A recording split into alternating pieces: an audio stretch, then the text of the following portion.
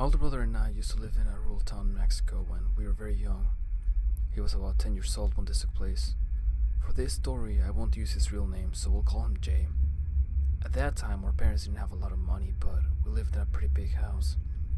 The backyard was the second largest area in the entire property, and it was easily 200 feet big. In that backyard, we had a small wooden watchtower that my father had built. It stood about 12 feet tall, and the cabin on the top was about 7 feet by 7 feet. Jay would always spend the night there on the weekends whenever he had the chance. I myself was more of an introvert, not to mention that I was petrified of the dark when I was young.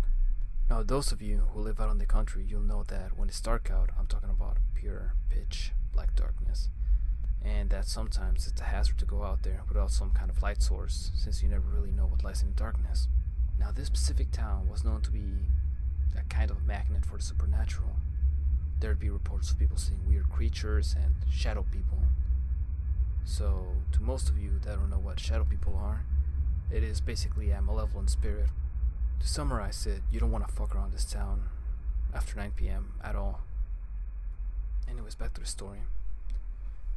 It was Saturday, and Jay invited his friend George to sleep over, as that was the normal weekend ritual. The whole day they spent it playing Nintendo 64 that George had brought along, since that was the latest video game console in the market. After a few hours of non-stop racing in Mario Kart, Jay and George dug in and settled in for the night at the watchtower in their backyard. My older brother was somewhat of a heavy sleeper, and it'd be impossible to wake him up, which makes all of this a whole lot creepier. It was easily around 1:30 in the morning when he snapped awake. It was dark outside, but the moonlight gave an eerie glow to the entire backyard. Imagine a semi-dim dark blue light shining down from where the moon is. The way he described it made it sound like the perfect setting for a scene for one of George Romero's zombie movies. He always mentioned, even to this day, how odd the wind felt during that night. It just didn't feel right, almost as if the wind was being forced by something. It just didn't feel natural. As he was staring into the empty sky above, he began to hear a chilling voice from afar. He tried to peek through the cracks of the wooden planks to find the source of the voice, but he couldn't see anyone. It was dark out, but the light given off the moon was enough to recognize your surroundings in general without detail. But then he heard it again. This time it was closer. You know, when there's a lot of wind blowing, you begin to hear whistling and moaning from the wind? The voice sounded as if it was from the wind itself. Jay started to shake uncontrollably and tried to wake George up, but no dice. George was gone in deep sleep. After a few minutes, Jay finally gathered enough courage to poke his head out into the distance, and he almost felt his heart stop in place. The shadows of the trees and bushes were all shaking in distortion, as if they were just a projection. And far into the distance, he saw somebody in the ground making its way to the watchtower. Jay couldn't see its face though. It was literally an all-black figure, hovering towards him with its head looking down into the ground. I say hovering because Jay never saw it touch the floor, and not once did he saw the feet make any movement.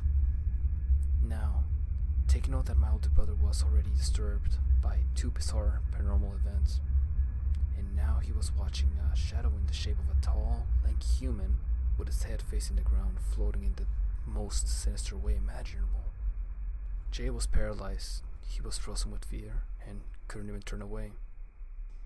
He blinked once and then the shadow was gone. Jay sat there. He couldn't decide whether what he had witnessed was real or simply some kind of sleep paralysis delusion.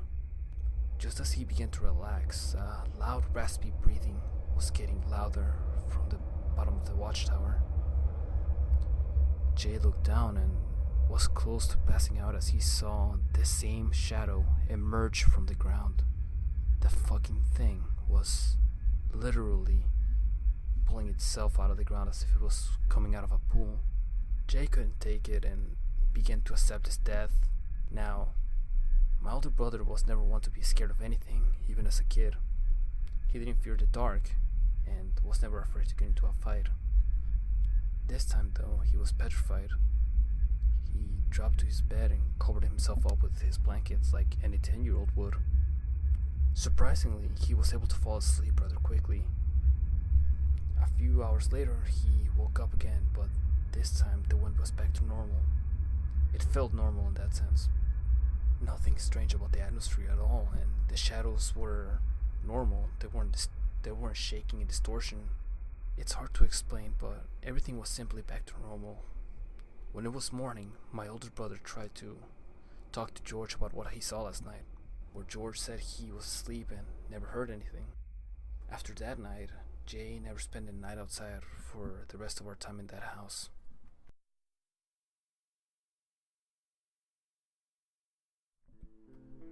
Good evening, guys. I'm in death. This is my first video ever. Just thought I'd let you guys know that. And most of all, thank you for listening. Subscribe, like, and go down in the comments and put down how much I sucked, or if you guys got any criticism, feel free to put it down in your comments, what I could do better, what I need to improve on, etc, etc, etc. And yeah, so if you guys would like to hear more from me in the future, feel free to subscribe, and I will definitely put in some more work in the future. I know the quality right now is not too good, and the story's a little bit cheesy, I know, but that's what one of my friends told me.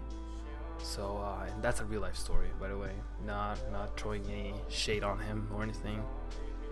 So, yeah, if you guys also got any stories you would like to put out there, or if you're a horror writer and you're working on a creepypasta, feel free to email me down in the email down below in the description, and I'll definitely take a look at it. Aside from that, thank you for listening, guys, and have a good one. I hope